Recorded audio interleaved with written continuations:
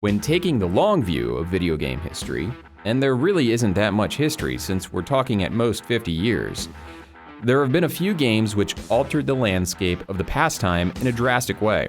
One of those games is Doom, and in this episode of the origin of the series, we're going to take a look at Doom and how the Doom franchise has evolved over the years. For the sake of this video, we will be calling the new Doom game Doom 2016.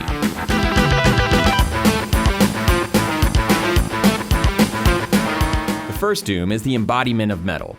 It's vicious and violent, and yet mischievously clever. To say it's a dumb shooter is to underappreciate the brilliant design and aesthetic choices that tied the game together. Before we go into how the series evolved though, let's go over how it came to be. John Romero, John Carmack, Adrian Carmack, no relation, and Tom Hall met while working at Softdisk in the late 1980s. Unsatisfied with the work they were doing for the company, which was a software as a subscription service, they began to moonlight and develop their own games. These initial games were the Commander Keen series, which were distributed through Apogee Software via the shareware model. The four eventually left Softdisk and struck out on their own, developing games solely for Apogee. It was around this time their company name, originally Ideas from the Deep or IFD, was shortened to just ID or ID. For more detailed information about the Softdisk days and their jump into independent development, I definitely recommend checking out the book Masters of Doom, which John Romero has said is a very accurate, high-level account of the events. 3D was an idea that Carmack had been chewing on for a while.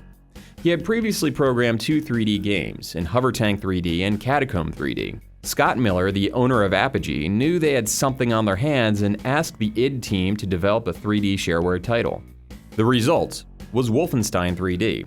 The game was a remake of the classic Silas Warner title from the early 80s, Castle Wolfenstein. Wolfenstein 3D turned out to be a defining moment for the gaming industry.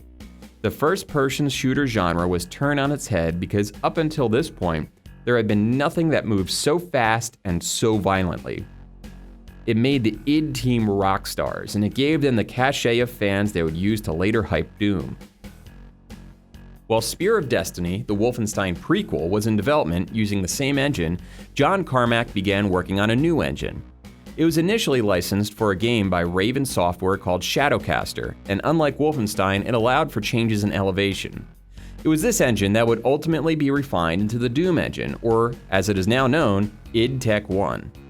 With the rockstar attitude that the group had developed, ID decided that they would self-publish their own title as a shareware, moving away from Apogee. There had not been anything like Doom. It was fast, brutal, and fun. It had changing elevations unlike its predecessor Wolfenstein, and it had dynamic lighting changes. Carmack's elegantly programmed engine allowed this game to run smoothly on PCs, which were still underpowered compared to workstations like the Next on which the game was programmed. The plot, conceived by Tom Hall, was initially complex, and was eventually whittled down. You are an unnamed Marine on Mars, and the Union Aerospace Corporation has done some bad science and opened a portal to hell. Your character went from a military complex on Mars to hell and then back in the course of ultimately 4 action-packed episodes. The eponymous Doom guy moved quickly and ferociously. The maps were fun and well-designed, and the monsters were imposing and quite frankly frightening. For as powerful as you felt with your character, the first time you encountered the Barons of Hell, or the Cyber Demon, you were definitely nervous that you were not going to be able to overcome their brutality. The game also featured multiplayer modes that would ultimately cause havoc on university networks, forcing some network admins to create programs designed to shut down instances of Doom on the networks. One of the big side effects of Doom was on the modding community. Romero and Carmack had grown up as computer hackers, which back then basically referred to anyone in the subculture of looking into how programs were made, changing them, essentially hacking them. When they first heard about people modding Wolfenstein 3D, they were reminded of their own youth doing much of the same. The problem was that mods for Wolfenstein were destructive. The modders would have to overwrite the original game files. Carmack knew that Doom would ultimately be modded as well, so he organized the file structure so that modders could add to the game without needing to destroy the original files in the process. These file structures became famously known as WADs, which stood for Where's All the Data? The game was also lumped in with a few other games that were the target of Senator Joseph Lieberman, who figured he knew best, threatening the gaming industry to come up with a rating system or the government would do it for them. This eventually led to the ESRB we know today.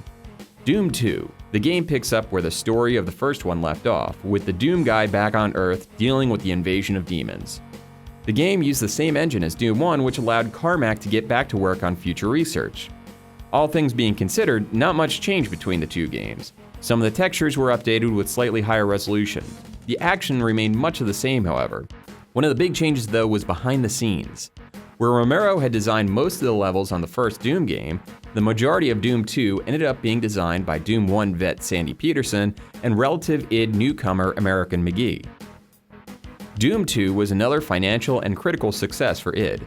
Following Doom 2, there would be one more official Doom game released by id using a Doom engine called Final Doom. This game, started in the modding community, was eventually picked up by id and added to the catalog of PC Doom games.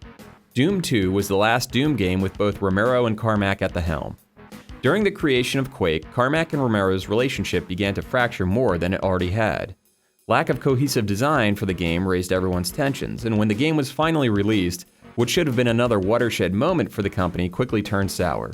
Carmack forced Romero to resign, even though privately, Romero had been considering making an exit.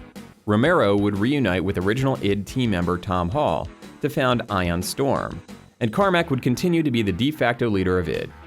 While at Ion Storm, Romero poured all his budget and his team's energy into a game called Daikatana, while Carmack decided to revamp the engine he had just built for Quake 2. Ultimately, Daikatana was a massive failure for Romero. A poorly worded marketing campaign and poor critical reception killed any chance the game would have had. Carmack and id continued on, and after Quake 3 Arena, turned their attention to Doom 3. Despite the objections of id veterans like Adrian Carmack and Kevin Cloud, id went to work on Doom 3. The game started production in 2000 and was released in 2004 as a critical and financial success for id. Doom 3 was a story-based game, with heavy influence taken from the popular survival horror genre. Additionally, it was another graphical improvement for Carmack's id Tech engines. Gone was the fast action of the original games, and it was replaced with a very detailed narrative featuring the misanthropic activities of the UAC. While people loved the game, it did feel like a far cry from the Doom games of old.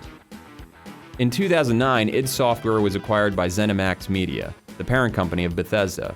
id created a new IP for the first time since development of Quake with Rage in 2011. The game was well received, and after Rage, Carmack started on what would be his last engine for id. He eventually left the company after trying to part-time as the CTO of Oculus Rift in 2013. Realizing he could not do both, Carmack was the last founder to leave id Software. Doom 2016 was released this year to strong reviews, much to the surprise of anyone who had been following its development hell. In fact, the game was entirely scrapped and started over at one point. The game was also not provided to any reviewers prior to its release, which is typically a move of a company with a product they want to shield from pre-release negativity. The game tosses aside of a slower, horror-style shooter and returns to the roots of old-school Doom. Never stop moving, never stop to think, just rip and tear. Much like Doom 3, the game is a reboot to the series, with a more fleshed-out story than the first game. However, the great thing about the story is that it's easily ignored. The Doom Marine that you control in Doom 2016 just doesn't care about the circumstances. He simply hates demons and wishes to kill them. If you, as a player, wish to absorb more story, it's there to absorb. Now that we've gone through the history of the series, let's take a comparative look at all the games. Ignoring the obvious fact that the games are made years apart, I think it's important to compare the aesthetic and intent behind the graphics, rather than pure pixel and polygon counts. What is really noticeable is the difference in Doom 3.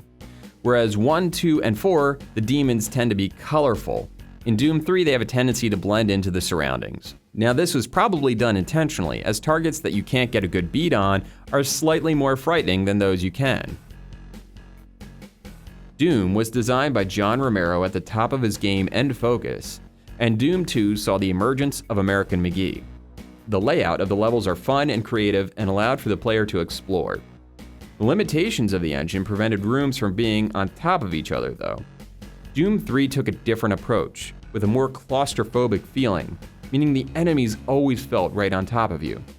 Doom 2016 is much more open and allows the player room to run and gun. The level design feels much more like the older Doom maps. Doom 1 and 2 were sound designed by Bobby Prince.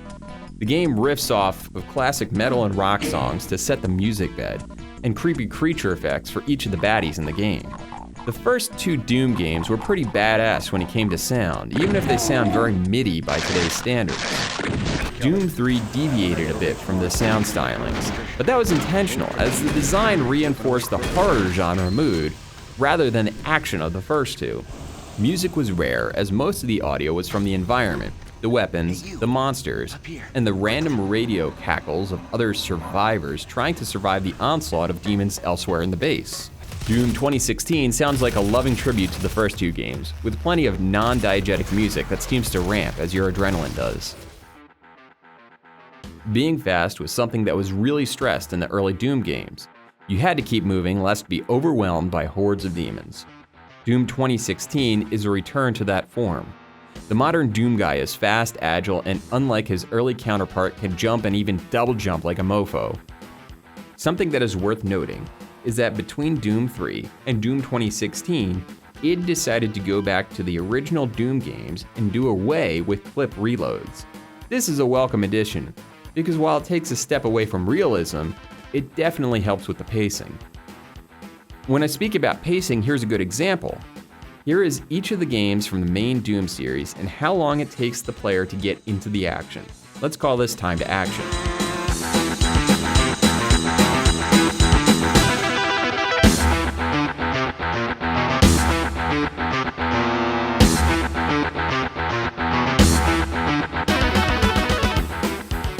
As we can see, Doom 1, 2, and 2016 jump right into the fray, whereas Doom 3 took the time to build tension and plot.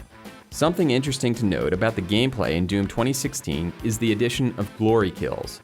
These are hand-to-hand combat executions that the Doom guy performs on staggered enemies, and they are not seen in any official version of Doom, but they do appear in an unofficial modded version of Doom called Brutal Doom.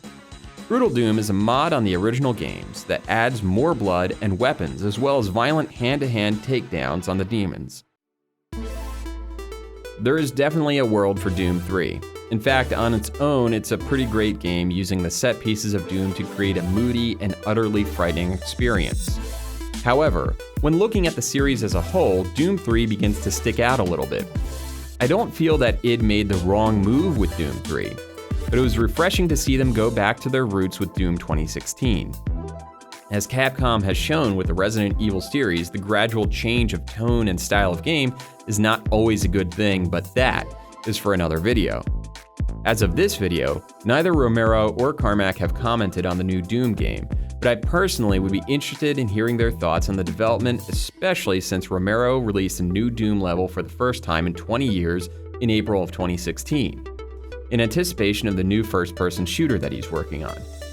Hey everybody, thanks for watching. This is the first video in my new show, Origin of the Series, and I really hope you enjoyed it. If you like this, please like, share, and leave a comment below. And in that comment, let me know what other series you would like me to tackle in this format. Also, here are other videos that I've done that you may enjoy. Check them out. My name is Spoiler Kevin. You can follow me on Twitter @SpoilerKevin, and I hope you have a fabulous day.